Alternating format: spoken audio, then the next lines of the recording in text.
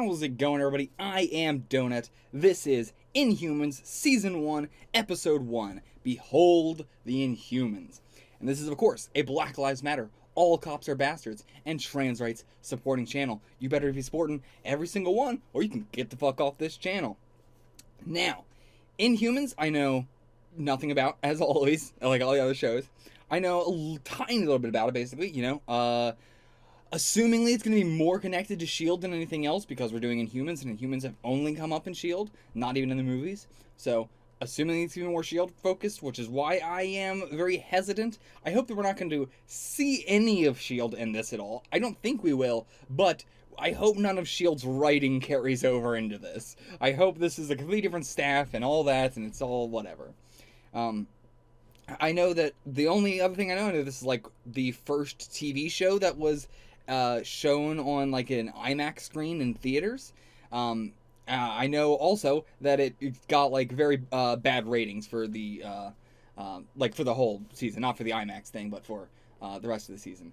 So, knowing that, of course, as I've said before, anytime I find out about something having like a lot of negative reviews or a lot of positive reviews, I am so out of the cultural zeitgeist that if it gets to that level to where I'm hearing about it, it's usually because the show or the thing or whatever is very controversial. Usually not deservedly controversial, but controversial nonetheless. And that's usually why I end up hearing about it. So, I assume that the Inhumans has very low ratings, not because it is bad, but because it was controversial. So, that could go many ways. I hope it's because it actually is like really gay and a lot of the character designs are super flamboyant and everything like that. I hope it's not just that, like, it's going to be like really gay and also really fascist and that's why it got like super controversial or something. I hope it's just the straight people getting scared the moment they see a gay person and that's why it's controversial. So I'm crossing my fingers that it's just like all the character designs are really, really flamboyant and everything like that. It's only 8 seasons. Probably, I'm going to enjoy it as much as I can. But I hope it's good. I hope that I enjoy it. If you want to get the full length, check it out on the Patreon below. It's in the description. Get it for $4 a month.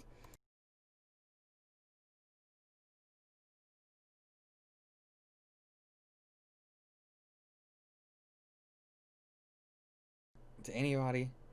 His sign language definitely seems to be whatever, like, it seems like they are speaking another language that isn't English, based off even if that might just be a different, Asian language or something, and we're just doing English for shorthand, because the text from the one guy who can, the choice guy, I'll learn all these names by the time I do the discussion, or, when we're doing the discussion.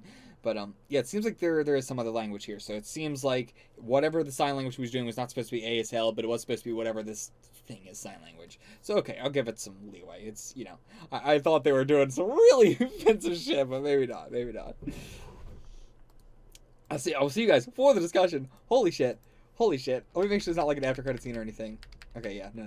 I'll see you guys for the discussion. Whoo, boy! Okay, so that was an absolutely insane first episode.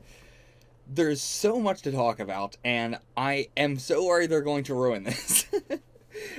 This first episode felt like 2 out of 3 acts of a Marvel movie, like it was everything except for the falling action. And, yeah, I'm just so surprised at how much they were able to pack into one episode without it feeling too, fast-paced or without it feeling too crammed together or anything like that. As I just said, it felt like an MCU movie, and it felt, I think, one that's easily comparative to it is Thor. And, yeah, I definitely enjoyed this first episode way more than I enjoyed any Thor movie so far. Now, got another one coming up soon, so maybe that one I will enjoy more. The third one, I don't even remember what the hell it's called, but, Ragnarok. But yeah, but so far, of the first 2 Thor movies, I would definitely say this first episode I enjoyed more than the first 2 Thor movies. And also, like, in Guardians of the Galaxy, we see a ton of alien stuff, but so much of it is still very human-based. All of it is still, even the prison system, which has so many non-humanoid aliens in it, is built, basically for the humanoid ones. And then it just kind of accommodates to the other ones. And so this was the first time in the MCU where I have felt like something truly felt like it was a different culture. And that is very interesting because who knows how ancient Afterlife was. Well, I guess we do know. I guess Afterlife couldn't have been that ancient because it would have had to have been probably started after the whole. No, I guess it wouldn't have been started after the whole Hydra situation in World War II. So maybe it was more ancient than that. But either way, that was a very they came and went between the human world a lot. So yeah, that's a bit different, or at least some of them did. Not like everybody in Afterlife, but some of them did. Whereas here, it seems like going down to Earth is not a thing that they have ever really done, except for now. Like now is the first time where they've tried to go down to Earth, because they're they are doing what I was hoping they were going to do, which is helping the people down on Earth going through Terrigenesis and needing their help.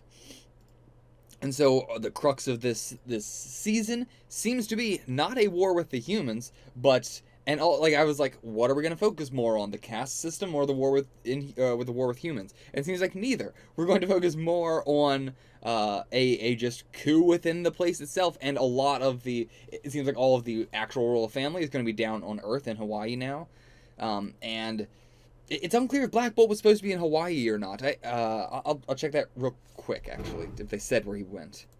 Okay, no, so yeah, like, the dog just gets sent to him. We don't hear where he's going, because, we didn't hear Crystal tell Lockjaw anything. So, don't know where he is. Could be somewhere else. Assumingly, though, he is in Hawaii. But it is kind of weird that he is not with the rest of them. Like, why would Crystal not say, send Black Bolt to the rest of them, send Black Bolt to Gorgon or Karnak or whatever, but instead to the middle of the street? Why? Could just be, coincident. Like, could just be she offhandedly said, like, I'll just bring him, to them or whatever, and Lockjaw took that as, like, just bring them to the landmass they're on or something. I don't know. It'd be weird. But it could also be a thing where she has some other plan going on here, because I'm not sure if I fully trust her. We did see her get taken by Maximus, and she did try and do something to them, but there could be some third thing going on with her. Unlikely, I think. I think this is all just coincidence, or, her just not thinking very clearly, or, her just trying to do what she thinks is the best thing to do. But it could equally be a twist, so I want to throw that out there. The designs of everybody, Black Bolt is the only one where I'm like, it's whatever. It's very just like suit and a headpiece thing. It's very just like classic sci-fi alien stuff. Like there's nothing special going on there. Medusa, I really like the subtlety of how different her dresses are, and I just like the full dress that's all like one solid color. I don't know, it just really looks really nice. I don't know why I'm such a sucker for that stuff, but I am like the big opaque one solid color dress that is very like smooth as well. I'm really a big fan of that. Maximus again has a very normalish design going on. Not really anything to say there. Gorgon, I immediately thought he was going to be a Minotaur or something, but this is actually a little bit cooler, where he just has the hoof legs, and he does stand like a Minotaur. He does like stand like with his legs way more bent in than normal, which I can relate to, because I have a problem with my legs where I don't remember what it is exactly called. Oh no, I can't remember what it's called. But either way, my legs will like lock into place. So if I stand for a long period of time, I will just pass out if I have my legs like locked into place, because it's like restricting the blood flow and everything. So I do have to stand a lot of times with my legs a little bit bent down, like my knees bent, and it does look kind of weird. It does look like Gorgon looks, so that was nice. I like seeing that. Karnak, again, recognize, looking at Kin Leung from Lost. Very glad to see him getting another role in this, and very glad to see how different it is. That he isn't getting typecast, and also, when I see an actor that is playing a very similar role as another role they have played, it can get very muddy in my mind of, just trying to, differentiate and separate the actor from the role. But this helps a lot, because it's so very, very different from Miles that there's no semblance of, feeling like I'm having to separate the actor from the character. Crystal's design, I think, is probably the best out of anything here. Her hair looks absolutely amazing. Her hair itself looks so good. Like, her hair itself almost looks CGI. It's so amazing looking. Medusa's, not even that. Like, Medusa's, when she has her hair, like, fully down and it's not moving, it doesn't look as, like, every single strand on Crystal's hair you feel like you can see, and it's so, like, silky, whereas Medusa's has that very, like, thick, coarseness to it. Not, like, coarse, but I guess thick. It's got a lot of volume. It's very thick. And I loved the little times we saw Medusa just, like, walking around or talking to somebody, and a lock of her hair would just move itself off of her shoulder, or just, like, past her ear or something. And all those little touches. Really, really appreciate the small things going on here. Duodon was the guy with the eyes that showed Triton's last moments. Such a cool ability and such a cool design. Of course, reminds me a bit of Gordon from S.H.I.E.L.D. But yeah, so I hope we get more unique, really crazy designs like that. And it also is like, I like seeing those kind of people too, because it's such a drastic change to them, and yet that guy seems like he is very happy with his life and everything. But again, we'll get into the whole cast system in a second. I'm just kind of talking about the characters overall right now, and maybe like the designs and the aesthetic of the show and everything right now. But yeah, we'll get into that later. But I do like that he's seemingly like he's chill with this and everything. But his ability to see people's last moments, I think that is what it is. It could be a like, he can just show any point in time. Like if you just say like, show me October 4th, 1992 on Thursday. I mean, I guess he might have to be alive or something, but it might be something like that. He wasn't there, but it might be something where if you can give him a time and a place, he can show you what that looks like. Because I believe he was also able to, like, move his head to, like, show the full scope of the area. So it's not like you were seeing it from Triton's perspective, or you were only seeing Triton. Like, he could move the camera around to see whatever he wanted to. So maybe it isn't solely their last moments. Maybe it is he can just view something that happened. Either way, it's really cool. I like it. Don't think we need to really follow up on it, but if we do, we'd be happy. Then we have two new people. We have Iridia and Bernaja, who are going through Teragenesis. Iraja comes out with her wings. I don't know if Iraja is going to come back up in any way. Maybe she might just be like one of the people that is, not immediately on Maximus's side in this coup. And then we have Bernaja, the one who got some sort of metaphor sight.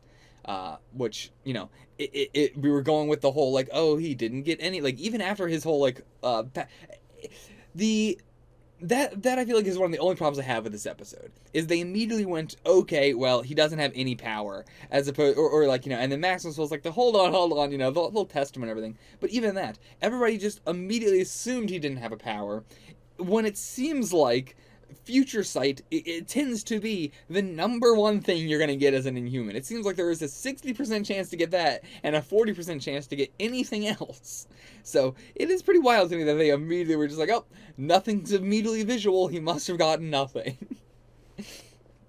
But yeah, so it seems like he has some sort of metaphor future sight. He can see the future, but he sees it through some sort of analogy, not quite what is actually happening. Which is interesting. I like that a lot better than just having straight up future sight. Especially since they already have so many characters like that. Do not need another one. Kind of done already. We have Lockjaw, by the way, who is... I don't know what's going on with Lockjaw. I have to assume that is a person until told otherwise. I don't know if they're going to explicitly say, like, no, this is a pug and somehow it is an Inhuman. I don't know how that would work, but who knows?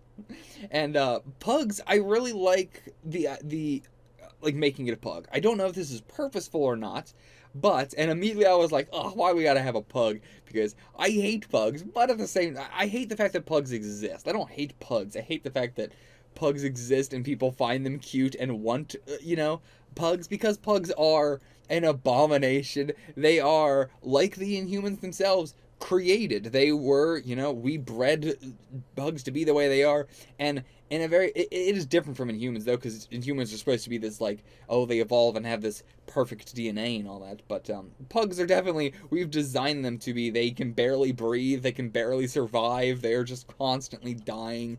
We just created something that is just slowly dying, and it hurts to know that it's like, pugs, nothing is pugs that already exist, but we should really stop making pugs exist, and we should stop breeding pugs, because they are, it's a painful species. It's just slowly dying constantly. It's a pitiful existence, but it is interesting making Lockjaw a pug simply for that connection between them both being Inhumans and pugs being man-made.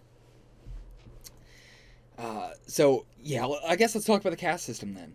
Or actually, no, before that, really quick, let's talk about so in S.H.I.E.L.D., we have never seen, like, the only bad Inhumans we have seen are Inhumans who have gone through Terrigenesis, not with other Inhumans. Same with when I say bad, I mean, like, also ones that, like, regretted their Terrigenesis. The only ones like that are ones that have not gone through Terrigenesis with other Inhumans.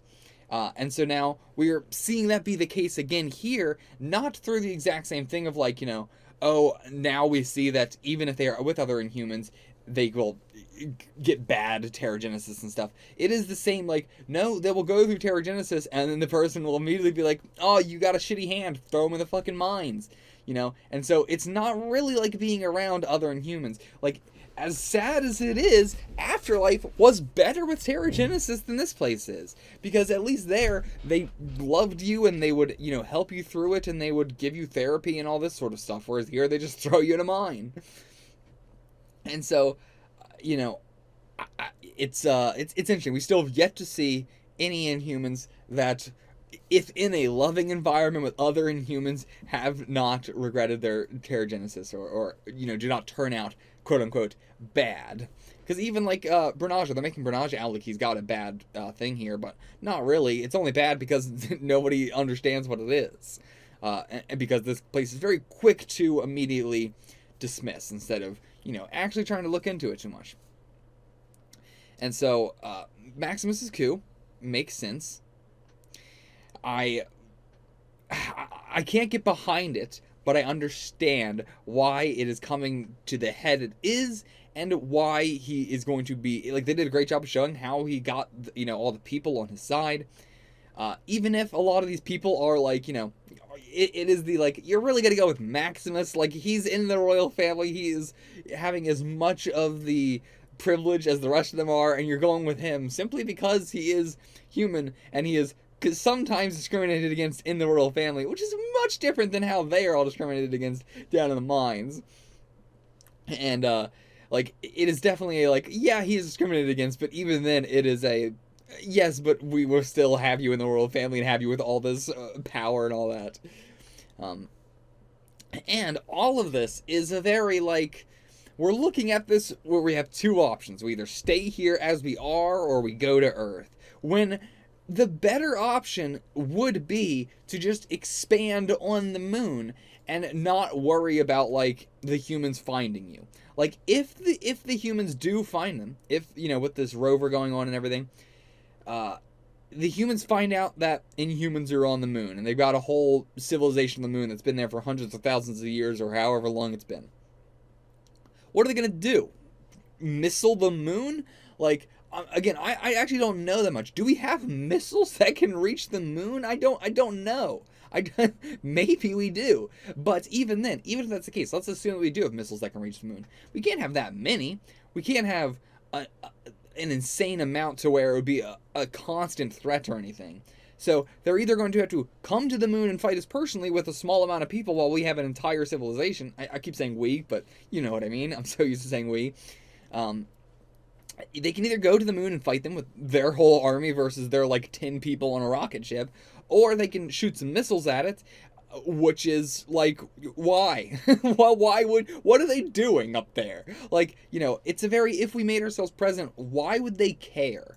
If we started doing something to Earth, I keep saying we, if the Inhumans started doing something to Earth, maybe, but, again, this is humans we're talking about. They might just be like, well, they've got a fucking place up there and we want it, so we're going to take it now.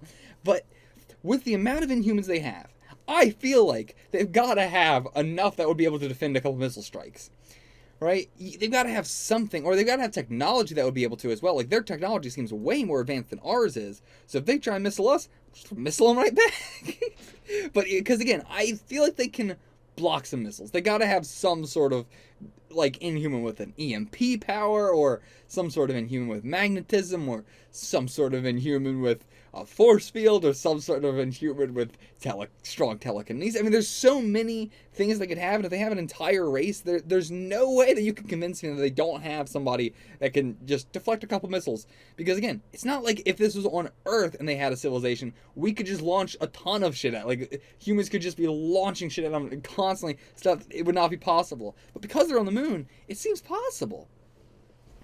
So, I think that is a third option. I don't know if we're going to go for that option, but that could be a good end to, you know, we do the whole plot of the season, and at the end we realize, okay, well, I guess we're just going to have to stay on the moon, but we can expand out a little bit, because by the end of the season, humans are definitely going to know one way or the other. So, yeah, I feel like, regardless, I feel like we're going to still end up on the moon.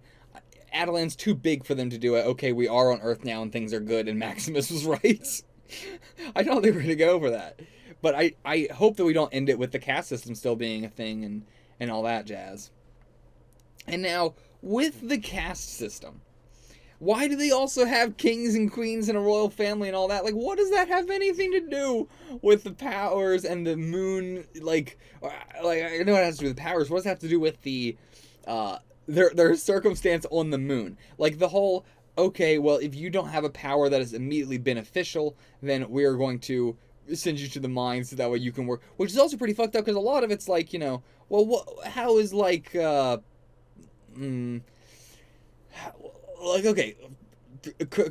what's his name? Karnak.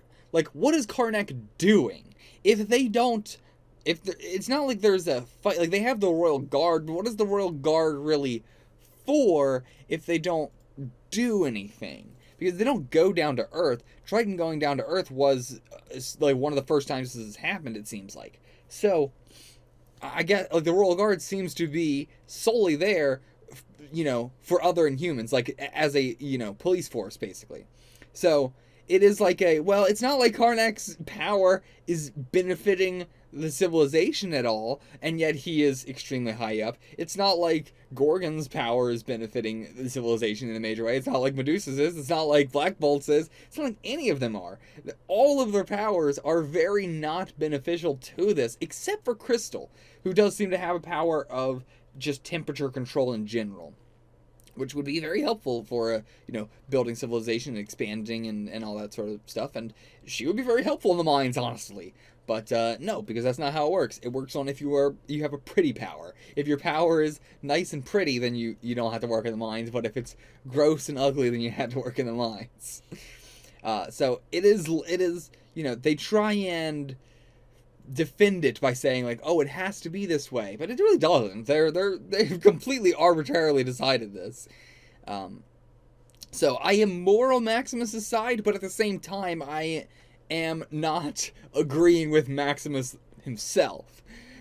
The collective of all the people on his side I am on, but Maximus leading it, definitely not. Maximus is just, I really love his acting, but boy, and I like the edginess of that final act was so good. I love it. I am so autistically invested in music to where if Maximus did all of this without the music, I would be like, man, what an edgy character. They really want me to, like, you know, feel like I'm not rooting for this character, but, like, you know, oh, they expect me to really connect with this character a lot, but he's so generically edgy, and it's like, but just putting music behind it, and I'm immediately so enthralled by the edge, and I love it. The edginess is perfecto. I cannot believe that he shaved off all of Medusa's hair. One, from a writing perspective of just, like, we're doing that in the first episode already. Two, that's such a big, like, powerful, emotional moment already in episode one. Like, Oh man, and three, just like him as a character, I'm surprised he was willing to do it.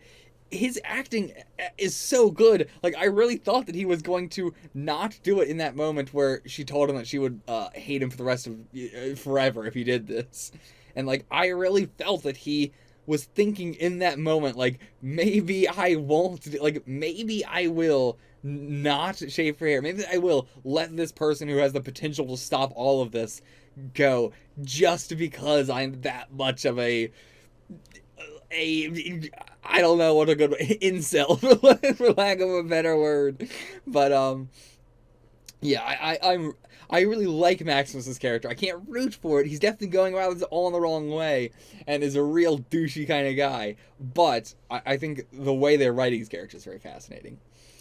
Um, as well, like all the fight scenes were just made so much better, so much cooler by the music. I immediately will like love a scene a million times more if it has music in it. I am very autistically connected to music.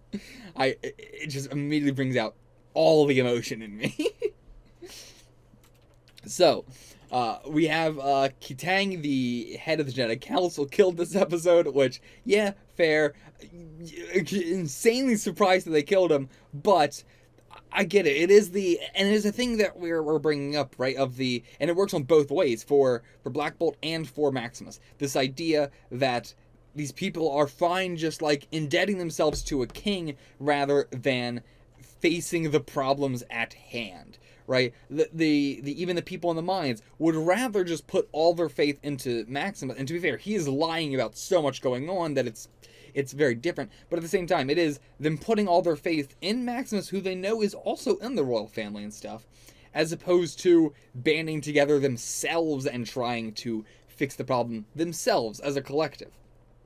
And then again, we have the other people who have it better off in this civilization up here, who are just putting all their faith in the king, who is just saying, just wait, just wait, just wait, just wait. And it's like he's clearly wanting to wait for something. We don't know what that is, but he knows, or he thinks that something is going to change that will make them going down to Earth maybe more of a possibility. Probably not now because everything's been thrown so out of whack, but that was his original thing. Don't know what that is. But yeah, it is that thing where everybody's just putting faith in this king that is doing nothing because they would rather put their faith in a king that is doing nothing than actually try and solve shit themselves, as I just said. So yeah, you can really see that from both sides. We also have Auron, who don't know what her deal is. We didn't really learn anything about her this episode. She was the one who killed Katang. I don't know. I just want to mention her. Don't know anything about her yet.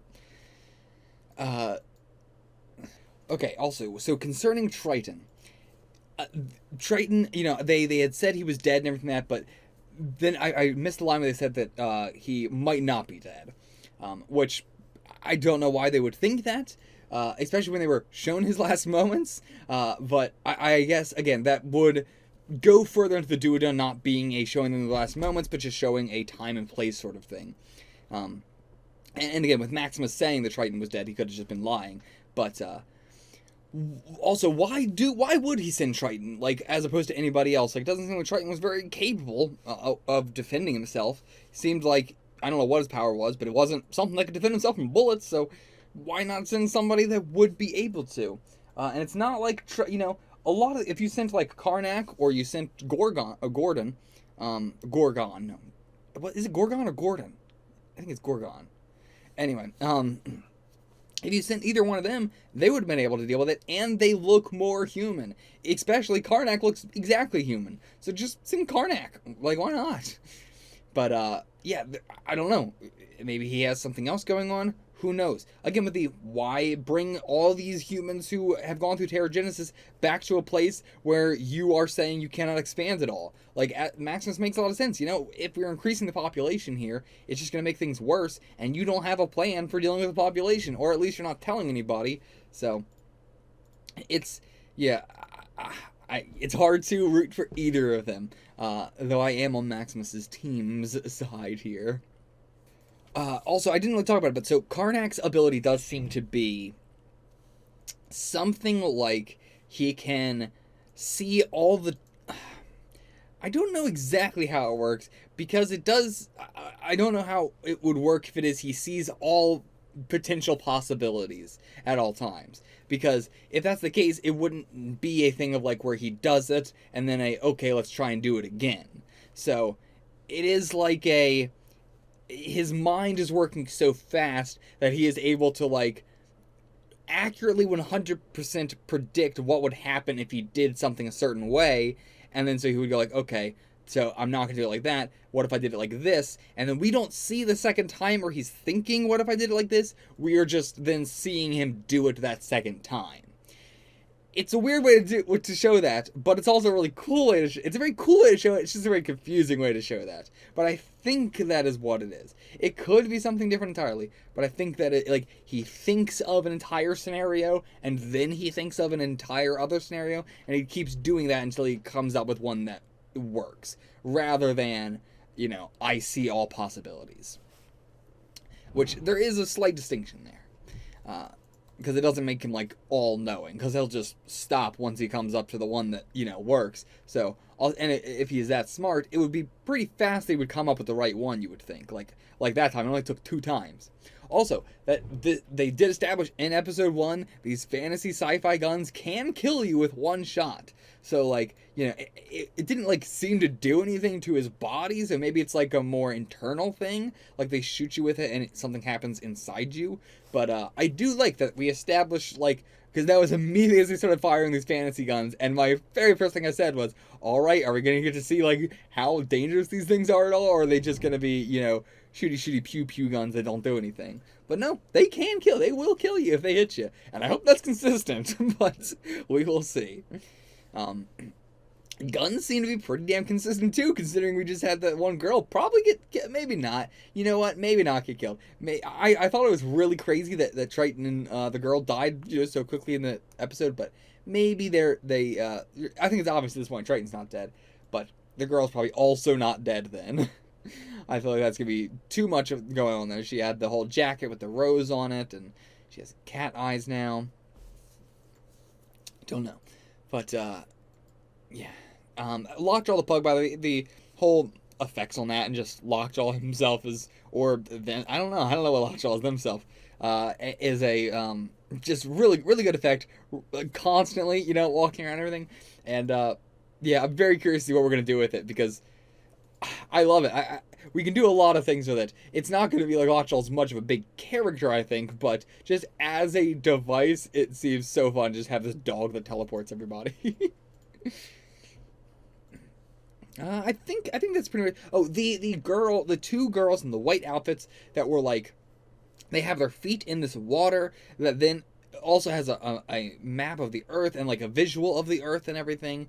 And I don't know what's going on there. It seems like they might be like batteries or something. Like, I don't know. It seems really fucked up, but I don't know what's going on. I don't know if they're alive. I don't know if they have any thoughts. I don't know what's going on, but that feels real weird and real fucked up. But we're going to have to see what's going on with that exactly.